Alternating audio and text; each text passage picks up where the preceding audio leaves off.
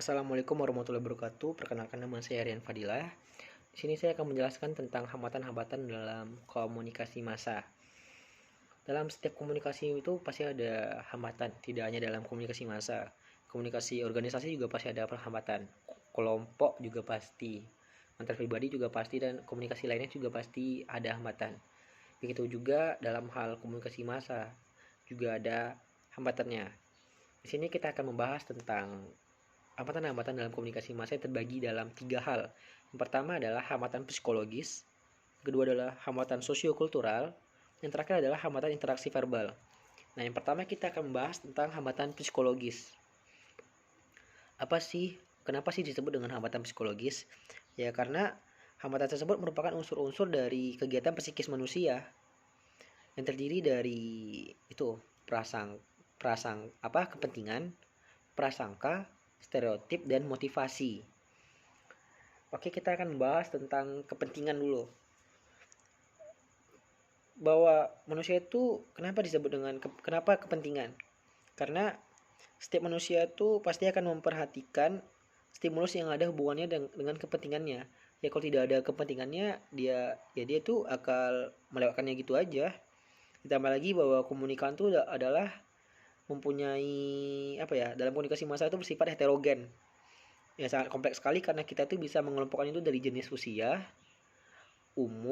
jenis usia, pekerjaan, pendidikan, dan lainnya, kelamin, kayak gitu. Tentu saja perbedaan itu berpengaruh dalam kepentingan-kepentingan mereka saat berkomunikasi massa. Terus yang kedua adalah prasangka. Prasangka ini berkaitan dengan persepsi orang tentang seseorang atau kelompok lain dan sikap serta perilaku itu terhadap mereka. Biasanya tuh dia tuh kayak gimana ya, dia tuh menyimpulkan informasi atau melihat orang, lalu dia tuh nafsirkan sendiri aja kayak gitu. Dan apalagi prasangka ini juga melibatkan emosi ya, dan emosi itu ya seringkali membutakan pikiran, dan pandangan kita tuh terhadap pandangan kita tuh membutakan pandangan dan pikiran kita, yang padahal ini tidak kayak gitu. Dan solusinya adalah komunikator ini harus bersifat netral dan track recordnya itu bagus. Ya, maksudnya itu dia itu tidak pernah menyinggung komunikan tertentu atau kelompok-kelompok lain. Terus yang ketiga adalah stereotip. Stereotip ini adalah merupakan gambaran atau tanggapan tertentu mengenai sifat-sifat dan watak pribadi seorang atau golongan lain yang bercorak negatif. Stereotip ini sering terbentuk dari orang yang berprasangka meskipun belum saling kenal, dan data-datanya itu pun kurang lengkap dan tidak subjektif. Terus yang terakhir di hambatan psikologis adalah motivasi. Merupakan pengertian yang melingkupi semua penggerak, alasan-alasan atau dorongan-dorongan dalam diri manusia yang menyebabkan manusia berbuat sesuatu. Contohnya nih, kayak gimana ya, semakin sesuai pesannya itu, kayak motivasinya itu semakin sesuai pesannya itu ke komunikannya, maka itu tuh kayak akan kayak menjadi acuan diri dia kayak gitu, kayak pandangan, kayak semangat hidup dia. Berbeda hal kalau pesan itu tidak sesuai dengan komunikannya. Ya, dia itu pasti akan ngabain aja karena ini tidak sesuai dengan diri dia kayak gitu. Ya, karena semakin besar atau semakin sesuai pesan komunikasi dengan motivasi seseorang, semakin besar kemungkinan komunikasi itu dapat diterima dengan baik oleh komunikan kayak gitu. Terus yang kedua, hambatan sosiokultural yang terbagi dalam beberapa aspek-aspek atau beberapa hal-hal. Yang pertama adalah aneka etnik, terkait dengan kebudayaan, suku, adat istiadat. Budaya itu sendiri merupakan tradisi yang biasa terjadi secara turun-temurun dan biasanya sadar atau tidak sadar mengalami pelestarian. Contohnya nih, kayak keanekaragaman etnik antara wilayah Sumatera, Kalimantan, dan sebagainya. Terkadang itu juga menjadi hambatan dalam kegiatan komunikasi massa. Yang kedua adalah perbedaan norma sosial. Yang pertama, dilatar belakangi karena perbedaan budaya. Yang kedua, perbedaan budaya menyebabkan perbedaan norma sosial yang berlaku di suatu daerah. Yang ketiga, kue, tuh ada unsur kue. Norma sosial terkait dengan cara, kebiasaan, tata krama, dan adat istiadat yang disampaikan secara turun-temurun. Dapat memberikan petunjuk bagi seseorang untuk bersikap bertingkah laku dalam masyarakat. Dan juga dalam penyusunan pesan, komunikator harus mengkaji apakah pesan ini tidak melanggar norma-norma sosial. Kayak gitu. Terus yang ketiga adalah ketidakmampuan bahasa Indonesia.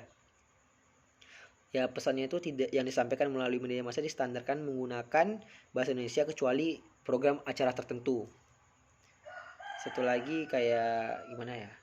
Kayak itulah kayak faktor semantik yang semantik ini merupakan pengetahuan tentang pengertian atau makna kata sebenarnya. Ya, beberapa hambatan semantik, pengucapan kata yang oleh komunikator tuh terlalu cepat atau tuh kayak salah dalam berbicara kayak gitu. Terus yang kedua, perbedaan makna dan pengertian untuk kata atau istilah yang sama sebagai akibat aspek psikologis. Terus yang ketiga adalah pengertian yang konotatif. Terus yang keempat nih, kayak pendidikan belum merata. Contohnya nih, bahasanya itu terlalu tinggi. Nih. Jadi itu nggak masuk dalam daya tangkap dia, mungkin daya tangkapnya lemah. Contoh kayak bahasa itu terlalu tinggi, kayak terlalu baku. Jadi dia tuh tidak masuk di otak dia, itu juga jadi hambatan kayak gitu. Terus yang kayak hambatan mekanis ya terkait dengan gangguan teknis pada stasiun pemancar ataupun kerusakan mesin cetak. Oke, yang ketiga kita akan ke hambatan interaksi verbal. Hambatan interaksi verbal ini juga terbagi dalam beberapa hal dan beberapa aspek-aspek. Yang pertama adalah polarisasi. Polarisasi ini adalah kecenderungan untuk melihat dunia dalam bentuk lawan kata dan mengeluarkannya itu dalam bentuk ekstrim. Contohnya kayak gitulah, kayak melebih-lebihkan lah tibanya. Contohnya itu kayak pemberitaan dalam media yang pemberitaan media massa yang tidak netral, lalu dia tuh kayak terlalu berpihak ke dalam satu konstituen atau ke dalam satu pihak kayak gitu. Terus yang kedua adalah orientasi intensional. Orientasi intensional itu kayak mengacu pada kecenderungan kita untuk melihat manusia, lalu objek dan kejadian itu sesuai dengan ciri-ciri yang melekat kayak gitu. Contohnya nih kayak presenter acara televisi membawakan acara agama, tapi penampilannya itu tidak mewakili dengan sesuai dengan acaranya dia kayak gitu. Dan lalu biasanya tuh audiensnya tuh bakal berpindah channel kayak gitu. Terus yang selanjutnya adalah evaluasi statis. Evaluasi statis ini bisa digambarkan dengan kondisi di mana pada seseorang komunikator memberikan informasi dan dianggap tidak menarik oleh komunikannya. Maka seterusnya komunikan tidak akan memberikan perhatian lebih dalam interaksi tersebut. Ini adalah hambatan interaksi verbal dalam komunikasi massa yang biasa kita perhatikan ketika kita merasa jenuh dengan komunikasi yang jarang terjadi. Ketika merasa jenuh dengan komunikasi yang jarang terjadi. Saya salah, maaf. Contohnya nih kayak kita berbicara melalui televisi dengan topik tertentu, cara berkomunikasi dan materi yang disampaikan itu tidak baik. Komunikan menangkap informasi, lalu komunikan berpikir abstraksi tentang komunikator menjadi tidak baik kayak gitu. Komunikan itu berpikir abstraksi tentang komunikator menjadi tidak baik kayak gitu abstraknya. Terus yang terakhir adalah indiskriminasi. Indiskriminasi adalah hampir sama kayak stereotip kayaknya nih ya.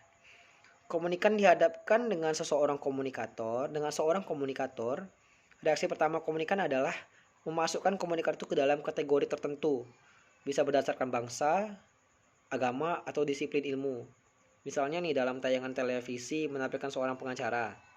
Dalam benak kita tuh sudah langsung membuat analisa pengacara itu adalah orang yang paham hukum, kaku dan mengacu pada UU kayak gitu.